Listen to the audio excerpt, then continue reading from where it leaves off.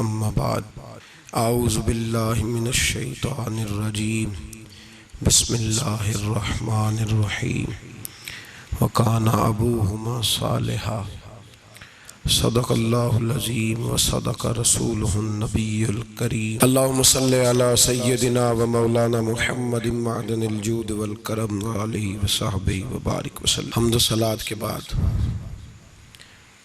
اسلام معتدل سا دین ہے، درمیانہ رستہ ہے۔ اس میں افراط اور تفریط نہیں پائی جاتی، بڑا معتدل ہو کے میٹھا ہو کے درمیانہ رستہ دکھاتا ہے اسلام، اور درمیانے رستے پہ چلنا ہی اصل خوبی ہے۔ اسلام کہتا ہے کہ تکبر نہیں کرنا، عاجزی کرنی ہے، لیکن عزت نفس کا خیال رکھنے کا بھی حکم دیتا ہے، خودداری کی بھی بات کرتا ہے۔ عاجزی اور ہوتی ہے، رسوائی اور ہوتی ہے، دونوں چیزوں میں فرق ہے۔ اسلام فضول خرچی سے منع کرتا ہے تو کنجوسی سے بھی منع کرتا ہے، اعتدال کا رستہ دیتا ہے۔ جو جماعت صوفیاء کی تھی، اہل اللہ، اللہ کے بندے تھے، وہ ہمیشہ معتدل رہے، معتدل رہے۔ وہ لوگ اپنی ذاتی ضروریات کو حدود میں رکھتے تھے،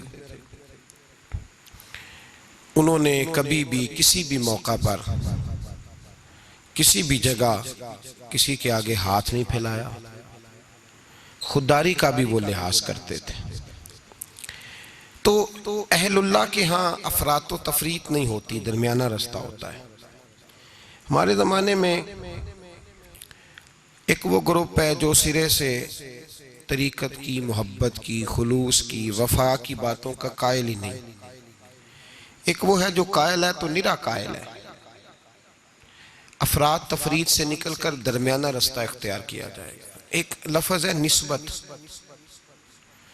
کچھ لوگ سارا کچھ چھوڑ چھاڑ کے خالی نسبت کے قائل ہو گئے، وہ بھی غلط ہے۔ اور کچھ لوگوں نے کہا ہے کہ سیدھا سیدھا نماز پڑھیں گے، روزہ رکھیں گے، نسبت کی ضرورت ہی نہیں، وہ بھی اپنی جگہ پہ درست نہیں کہہ رہے۔ نسبت کی فضیلت ہے۔ قرآن مجید فرقان حمید 15واں پارہ، اس کا آخری حصہ 16ویں پارے کا ابتدائی حصہ، ایک بڑا مشہور واقعہ ہے جناب خضر علیہ السلام اور حضرت موسیٰ علیہ السلام کا، بڑا معروف ہے۔ کسی وقت میں چاہتا ہوں کہ وہ سارا واقعہ تفصیل سے عرض کروں، اور اسی طرح کی کسی نشست میں، خاص لوگوں کی نشست میں وہ بات بھی عرض کروں گا، لیکن ایک بات ان میں سے یہ تھی کہ حضرت خضر علیہ السلام نے جناب موسیٰ علیہ السلام سے کہا تھا کہ آپ میرے ساتھ صبر نہیں کر سکیں گے، جو میں کر رہا ہوں گا آپ نے اس طرح کرنا ہے کہ مانتے جانا ہے، تبصرہ نہیں کرنا۔ اور یہی بڑا مشکل کام ہے، صرف مانتے جانا، یہ مشکل کام ہے۔ ایک جگہ ایسی آئی کہ جہاں گاؤں تھا، حضرت موسیٰ اور جناب خضر علیہ السلام پہنچے تو بستی کے لوگوں نے نہ پانی پوچھا، نہ کھانا دیا، نہ بیٹھنے کو چارپائی دی، لیکن حضرت خضر صبح سے شروع ہوئے اور شام تک ایک دیوار بناتے رہے۔ دیوار گر رہی تھی، اس کو سیدھا کیا، بنایا، اور جب دیوار کو بنا لیا تو حضرت موسیٰ علیہ السلام کہنے لگے، اتنے خشک لوگ تھے کہ انہوں نے پانی تک نہیں پوچھا، تو آپ سارا دن کام کرتے رہے، کیا وجہ تھی؟ تو آپ نے فرمایا تمہیں کہا تھا نا تم صبر نہیں کر سکتے، تم نہیں صبر کر سکتے۔ تو فرمایا پھر بتا دیں۔ حضرت موسیٰ علیہ السلام کے سوال پر جناب خضر نے یہ جواب دیا کہ اس دیوار کے نیچے 2 یتیم بچوں کا خزانہ ہے، اگر دیوار گر جاتی، خزانہ ظاہر ہو جاتا تو لوگ وہ خزانہ اٹھا کے لے جاتے، اس لیے بنائی ہے۔ تو کہا کہ بچے ابھی تو انہوں نے کوئی نیک عمل نہیں کیا، تو یہ جو اللہ کا فضل ہو رہا ہے کس وجہ سے ہو رہا ہے؟ تو قرآن کے 2 جملے ہیں، کہا وَكَانَ أَبُوهُمَا صَالِحًا، یہ ان پر فضل اس لیے ہو رہا ہے کہ ان کا باپ نیک آدمی تھا۔ وَكَانَ أَبُوهُمَا صَالِحًا، ان کا باپ ایک، وَكَانَ أَبُوهُمَا صَالِحًا، باپ ان کا نیک تھا۔ قاضی ثناء اللہ صاحب پانی پتی رحمت اللہ علیہ فرماتے ہیں وہ ڈائریکٹ باپ نہیں تھا، دادا بھی نہیں تھا، پردادا بھی نہیں تھا، وہ 7ویں نسل میں جا کے نیک تھا۔ تو نسبت کی ایک بہار تو ہوئی نا، ایک بہار تو ہوئی۔ اس کا ایک اثر تو ہوا نا کہ 7ویں نسل تک کسی نیک آدمی کی اولاد پہ اللہ رحم فرماتا ہے۔ اب ایک آدمی ہے وہ کہتا ہے میں نماز بھی نہیں پڑھنی، روزہ بھی نہیں رکھنا، داڑھی بھی نہیں رکھنی، لیکن میں ہوں پیر صاحب کا بیٹا۔ تو قرآن کہتا ہے وَكَانَ أَبُوهُمَا صَالِحًا، لہذا آؤ سارے میرے ہاتھ چومو۔ ایک بات، صرف ایک بات اس کو ذہن میں رکھیں، وہ اپنے شیخ کا، اپنے باپ کے مشن کا مخالف نہ ہو، مخالف نہ ہو، شریعت کی حد توڑنے والا نہ ہو۔ باقی اگر اس کے اعمال میں کوئی کمی بھی ہوگی تو ہمیں اس کی عزت کرنے کا حکم ہے، ہمیں اس کی عزت کرنے کا۔ حضرت سیدنا نوح علیہ السلام کا بیٹا جناب نوح کے مشن کا مخالف تھا، وہ انکار کرتا تھا حضرت نوح علیہ السلام کا۔ تو قرآن مجید نے کہا کہ نوح یہ تیرا بیٹا ہی نہیں۔ تو ایسے آدمی کی عزت کرنا ہمارے لیے بہتر، یہ افراط و تفرید ہے۔ کچھ لوگ کہتے ہیں جی پیر صاحب کا بیٹا ہوگا تو گھر ہوگا۔ اگر اس کے اندر زیادہ خوبی پائی جاتی ہے تو ہم اپنے شیخ کی وجہ سے، اپنے استاد کی وجہ سے، کیونکہ نسبتوں سے نسبتیں ہوتی ہیں نا، نسبتوں سے۔ نبی پاک صلی اللہ علیہ وسلم نے فرمایا تیری ساس اور تیرا سسر تیرے ماں باپ ہیں۔ کس کی وجہ سے؟ جی بیوی کی وجہ سے۔ کس کی وجہ سے؟ چاہے ان کے ساتھ ایک رات انسان ایک مکان میں ایک رات بھی نہ گزری ہو، چاہے ایک دن بھی کھانے پہ کٹھے نہ ہوئے ہوں کوئی، تو کس وجہ سے ماں باپ ہو گئے؟ یعنی نسبت کی وجہ سے۔ نسبت اس کا ایک اثر ہے، اس کی ایک حیثیت ہے دین میں۔ نسبت کا احترام کیا جائے گا، نسبت کا ادب کیا جائے گا۔ نسبت سے اعلیٰ حضرت فاضل بریلوی رحمۃ اللہ تعالیٰ علیہ سے کسی نے مسئلہ پوچھا کہ جناب مسجد کی کوئی چیز ہے تو اگر ہم وہ بیچیں، فالتو ہو گئی یا اضافی ہے تو بیچ سکتے ہیں؟ تو اعلیٰ حضرت نے فرمایا بیچ تو سکتے ہو، پر شرط یہ ہے کہ جس کو بیچو اس کو کہو کہ کسی غلط جگہ اور تو ناپاک جگہ استعمال نہیں کرے گا، مسجد کی چیز ہے پاک جگہ استعمال کرے گا۔ اس لیے کہ مسجد، اچھا جب وہ آئی تھی کارخانے سے تب تو ساری ایک جگہ بنی ہوئی تھی، اب مسجد سے لگ کے گئی ہے تو اب اس کی نسبت بڑھ گئی ہے۔ تو یاد رکھیں ہمارے صوفیاء جو کہتے ہیں نا استاد کے پوتے کا بھی ادب کرنا ہے، نواسے کا بھی ادب کرنا ہے، بیٹے کا بھی ادب کرنا ہے، صرف ایک بات یاد رکھیں، اگر وہ مشن کا مخالف ہے، ان کی تعلیمات کا مخالف ہے، ان کی تعلیمات پہ چلتا نہیں، تو پھر تو آپ اس سے اعراض برتیں گے۔ بلکہ یہاں بھی دو باتیں لکھی ہمارے صوفیاء نے، کہتے ہیں کیا کہ مخالفت نہیں کرتا لیکن پورا عمل بھی نہیں کرتا، تو آپ اس طرح کریں اسے رہنما نہ مانیں لیکن عزت اس کی بھی کریں۔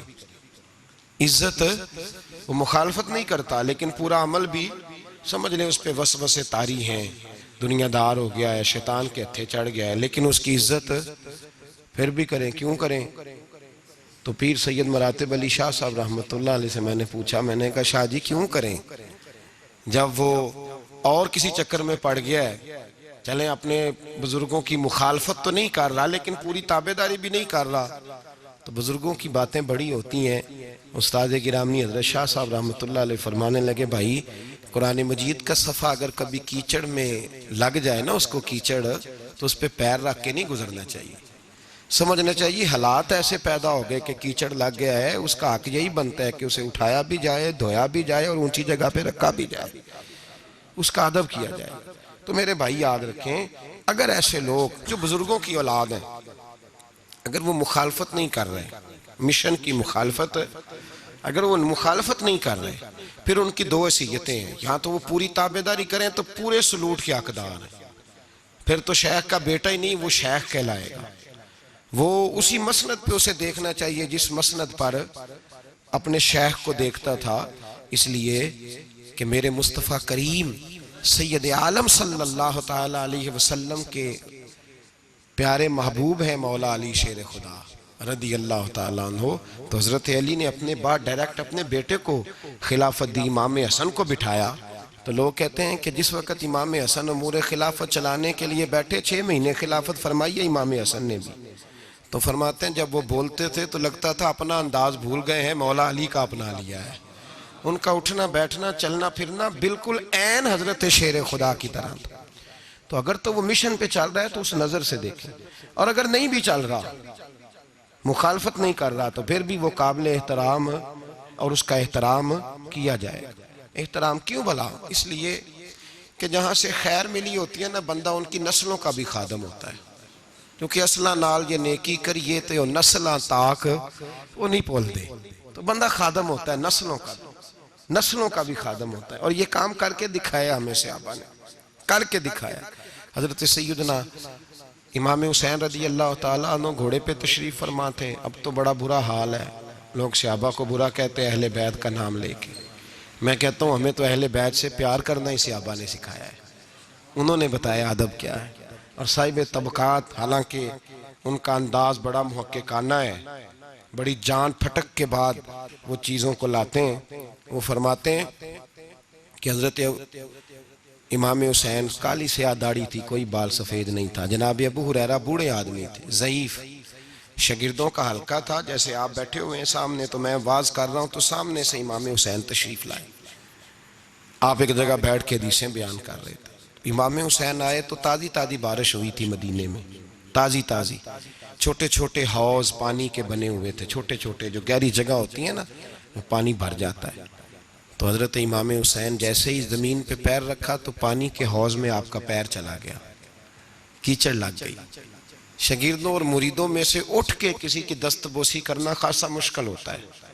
حضرت سیدنا ابو ہریرہ رضی اللہ تعالیٰ عنہ دیکھ رہے تھے، جو ادھر لوگ بیٹھے تھے وہ نہیں دیکھ رہے تھے، حضرت ابو ہریرہ دیکھ رہے تھے، وہ اٹھے، دوڑے گئے اور پھر جا کے اپنے سر سے پگڑی کھولی، اور پھر امام حسین کا پیر جیسے ہی صاف کیا تو امام حسین نے پیچھے کیا، کہا حضور آپ بوڑھے ہیں، میں جوان ہوں، تم آپ میرے لیے عزت کے قابل ہیں، میرے نانا جان کے آپ غلام ہیں، یہ آپ کیا کر رہے ہیں؟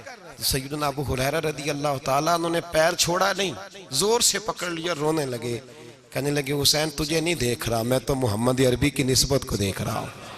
تو میرے عزیز یاد رکھیں اس بات کو کہ نسبت ایک حسن ہے، نسبت ایک توانائی ہے، نسبت ایک وقار ہے، نسبت کی قدر کریں۔ اگر اہل اللہ کی کوئی اولاد ہے، حضرت عمر فاروق رضی اللہ تعالیٰ عنہ سیدھے سیدھے 2 + 2 کے قائل تھے، کوئی چکر ہی نہیں، بس جو مانتا ہے ٹھیک ہے، نہیں مانتا تو ڈنڈا منگاؤ، سیدھی سیدھی زندگی تھی۔ لیکن نسبت پر، پیار پر، خلوص پر، وفا پر حضرت عمر کا بھی کوئی سمجھوتا نہیں۔ امام اعظم ابو حنیفہ رحمت اللہ علیہ، امام صاحب سے سند لینے کے لیے لوگ ہزاروں میل کا سفر کرتے تھے، ہزاروں میل کا۔ اب تو پرائمری ٹیچر بیچارہ جا رہا ہو نا سائیکل پہ تو اس کا شاگرد لینڈ کروزر پہ گزرتا ہے تو کئی دفعہ استاد پہ دھواں چھوڑ جاتی ہے اس کی گاڑی، اسے پتہ ہی نہیں کہ کتنی قدر والے معاملات ہیں یہ۔ حضرت سیدنا امام اعظم، لاکھوں لوگ، کروڑوں لوگ آج بھی ان کی تقلید کرتے ہیں، امام صاحب کا قول دنیا میں حجت کے طور پہ مانا جاتا ہے۔ آپ کے شاگرد کہتے ہیں ایک باغ میں بیٹھ کر ہم کچھ لکھ رہے تھے، بہت ساری کتابیں بکھری ہوئی ہیں چاروں جانب۔ جب آدمی تحریر کرتا ہے نا، جو مصنف کتابیں لکھنے والے ہیں، وہ دنگل کا سما ہوتا ہے، ادھر چیز بکھری ہے، کوئی ادھر چیز بکھری ہے، بڑے ان کے معاملات سخت ہو جاتے ہیں۔ تو کہتے ہیں کہ بڑا بکھرا ہوا سامان تھا، ہم ایک باغ میں بیٹھے تھے، کھلی فضا میں کام ہو رہا تھا، تو بعضوں کا شاگرد بھی بٹھائے جاتے ہیں، حوالے ڈھونڈو، تو بخاری دیکھ، تو مسلم دیکھ، بٹھائے جاتے ہیں ساتھ، شاگرد بھی بیٹھے ہوئے تھے۔ تو کہتے ہیں بچے باہر گیند سے کھیل رہے، ایک گیند آ گئی باغ میں، ایک چھوٹا سا بچہ گیند لینے آیا تو امام صاحب اٹھ کے کھڑے ہو گئے، بچہ گیند لے کے چلا گیا۔ اب بچے کھیلتے ہیں تو کتنی دفعہ گیند آئے گی، پھر دوبارہ وہ گیند آ گئی، وہی بچہ پھر آیا، شاید اس کی ڈیوٹی یہ تھی، وہ جب دوبارہ آیا تو امام اعظم پھر کھڑے ہو گئے، وہ تیسری دفعہ آیا تو امام صاحب پھر کھڑے ہو گئے۔ اب شاگرد بیچارے اکتا گئے کہ ہم اتنی مشکل سے نوٹ سیدھے کرتے ہیں، بابا اٹھتا ہے تو کتابیں پھر بکھر جاتی ہیں۔ 3-4 دفعہ ہوا تو ایک شاگرد کہنے لگے حضور بس بھی کریں گے تو 100 دفعہ آئے گا، تو آپ بوڑھے آدمی ہیں، گھٹنوں میں درد بھی، آپ 100 دفعہ کھڑے ہوں گے؟ تو امام صاحب فرمانے لگے یہ 1000 دفعہ بھی آیا تو میں 1000 دفعہ کھڑا ہو جاؤں گا۔ کہا کیوں؟ فرمانے لگے اس لیے کہ یہ میرے استاد کا پوتا ہے، یہ میرے استاد کا، یہ ان کا پوتا ہے، تو میں نے وہاں سے خیر لی ہے، میں ان کی نسلوں کی بھی تابعداری کروں گا، وہ جتنی دفعہ آئیں گے میں اٹھ کے، یہ بے مروت سا زمانہ ہے، بے کیف سا، اس میں خشکی ہی خشکی پائی جاتی ہے۔ وہ لوگ جو بیٹھے ہیں دروازوں پر، دیکھیں نا نبی پاک صلی اللہ علیہ وسلم نے یہ نہیں فرمایا کہ میری فاطمہ کی بڑی فضیلت ہے، یہ تہجد گزار ہے۔ حضرت بی بی صاحبہ کے لیے یہ لفظ میرے نبی پاک صلی اللہ علیہ وسلم نے کہیں نہیں بیان فرمایا کہ میری بیٹی قائم اللائل ہے، صائم الدہر ہے، یہ بہت بڑی عالمہ ہے، یہ آپ کو نہیں ملیں گی۔ حضور نے فرمایا بس میری بیٹی ہے، الفاطمہ تو بدعۃ منی۔ اس کا کمال یہ ہے کہ یہ میری اور تمہارے لیے اتنا کافی نہیں کہ محمد عربی کی بیٹی ہے صلی اللہ علیہ وسلم۔ فرمایا جس نے اس سے پیار کیا اس نے مجھ سے پیار کیا، جس نے اس سے بغض رکھا اس نے مجھ سے بغض رکھا۔ تو شرف نسبت یہ صوفیاء نے کوئی گھڑ نہیں لیا نظریہ، یہ قرآن کا، حدیث کا، صحابہ کا بتایا ہوا معاملہ ہے۔ قدر ایک قیمتی چیز کا نام ہے۔ قدر والا فیض یاب ہوتا ہے، اور جو بے قدر ہوتا ہے نا اس کا فیض سلب ہو جاتا ہے۔ جس نے سمجھ لیا نا کہ فلاں چیز میری رینج میں ہے، میں جب چاہوں جیسا چاہوں ویسا ہو جائے گا، وہ گیا۔ اور جس نے کہا نا نہیں میں تو سال کے راہ ہوں، اس کی مہربانی توجہ کر دیتا ہوں، وہ بچ گیا۔ اللہ قرآن مجید میں فرماتے ہیں کہ تم اپنے رب کا ادراک نہیں کر سکتے، تم اسے قید کر سکتے، سوچوں میں آنکھوں میں وہ قید ہو سکتا، اسے مانتے جاؤ، اس کا قرب تلاش کرتے جاؤ، اس کے رستوں پہ چلتے جاؤ، اسے قابو کرنے کی کوشش نہ کرنا۔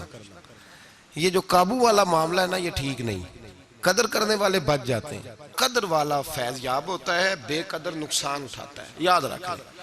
حضرت خواجہ نظام الدین محبوب الہی رحمت اللہ علیہ کے خلیفہ تھے حضرت امیر خسرو، بلکہ محبوب تھے۔ کبھی کبھی خلیفے اور محبوب میں بھی فرق ہوتا ہے، بلکہ محبوب تھے حضرت امیر خسرو رحمت اللہ علیہ۔ تو بادشاہ کے وزیر تھے، تو بادشاہ نے کہا ایک دفعہ کہ میرے لیے دعا تو کراؤ، دلی کے حالات ذرا خراب ہے۔ تو کہنے لگے میں نے کبھی نہیں کہا دعا کے لیے، میں نہیں سفارش کرتا، آپ خود کسی کو بھیج دیں۔ نے مجبور کیا تو کسی اور آدمی نے کہا حضور انہوں نے کئی دفعہ خواجہ امیر خسرو سے دعا کے لیے کہا ہے بادشاہ نے، تو یہ آپ کو کہتے نہیں، تو آپ دعا کر دیں۔ تو حضرت خواجہ نظام الدین صاحب کہنے لگے بادشاہ سے کہو میں نہیں تیرے لیے دعا کرتا، دعا کرانی ہے تو حضرت ابو علی قلندر کے پاس پانی پت جائے، وہ دعا کریں گے تو حالات صحیح ہو جائیں گے دلی کے۔ حضرت امیر خسرو نے جا کے بتا دیا کہ وہ کہتے ہیں وہاں سے دعا کراؤ، ادھر سے۔ کہنے لگے پھر تو نہیں جانا ہے؟ تو حضرت امیر خسرو کہنے لگے جی مجھے کسی اور کا رستہ آتا ہی نہیں، میں نے نہیں جانا۔ کہنے لگے اگر میں حکم کرا دوں تو کہا حکم کا میں پابند ہوں۔ حکم ہو گیا حضرت خواجہ نظام الدین صاحب کی طرف سے کہ جاؤ پانی پت۔ حضرت امیر خسرو گئے حضرت ابو علی قلندر کے پاس، ان سے جا کے دعا کرائی۔ پانی پت بڑی دور ہے دلی سے، دعا کرائی تو کہا بادشاہ سے کہنا حالات صحیح ہو جائیں گے، اور جب صحیح ہو جائے نا تو پھر میرے پاس آئے، صحیح ہو جائیں تو۔ دعا کی تو اگلے دن ہی معاملات بہتر ہونے لگے۔ ایک ہفتے میں سب چیزیں بادشاہ کے کنٹرول میں آ گئیں، گھوڑے پہ بیٹھا، مٹھائی لی، پھل لیے، پانی پت گیا، حضرت سے جا کے کہا حضور میں حاضر ہوں، کیا بتانا تھا آپ نے؟ آپ فرمانے لگے تو نے دعا کے لیے خواجہ نظام الدین صاحب سے کہا تھا، تو انہوں نے کیا کہا؟ کہ جناب انہوں نے کہا آپ سے دعا کرائیں۔ فرمانے لگے میں دعا کروں جو ہر جمعرات خود خواجہ نظام الدین صاحب سے دعا کرانے جاتا ہوں، ہر جمعرات جاتا ہوں دلی اور ان سے دعا کرا کے آتا ہوں۔ تجھے پتہ یہاں کیوں بلایا ہے؟ یہ بتانے کے لیے کہ تیرے حالات خراب کیوں ہوتے ہیں۔ کہا حضور کیوں ہوتے ہیں؟ فرمانے لگے تیرے حالات اس لیے خراب ہوتے ہیں کہ تو حضرت خواجہ نظام الدین صاحب کی قدر نہیں کرتا، ان کی قدر شروع کر دے، میرا وعدہ ہے تیرے حالات صحیح ہو جائیں گے۔ انہیں قدر چھوڑ دی ہے رب کریم کے بندے کی، تیری بغل میں رہتے ہیں نا، ساتھ ہوتے ہیں، تو کہتا ہے وہ تو میری رینج میں ہے، مسئلہ ہی کوئی نہیں، تیرے پاس ہوتے ہیں۔ اور فرمایا انہوں نے وہ دعا کرتے تو اللہ تیرے پہ بڑا فضل کرتا، انہوں نے میرے پاس تجھے بھیجا ہی اس لیے تاکہ تجھے ذرا قدر پتا چلے کہ اللہ والوں کی کوئی قدر بھی ہوتی ہے۔ ایسے ہی تو میرے بھائی یاد رکھیں نسبت کا ایک درجہ ہے، اور یہ ہم نا چکروں میں پڑے رہتے ہیں جس کی وجہ سے نقصان اٹھاتے ہیں۔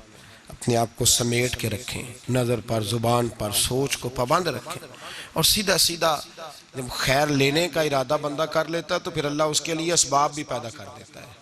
اور اور جس کی گردن اکڑی رہتی ہے اس کا نقصان ہوتا ہے۔ اللہ ہمیں سمجھنے کی توفیق عطا فرمائے۔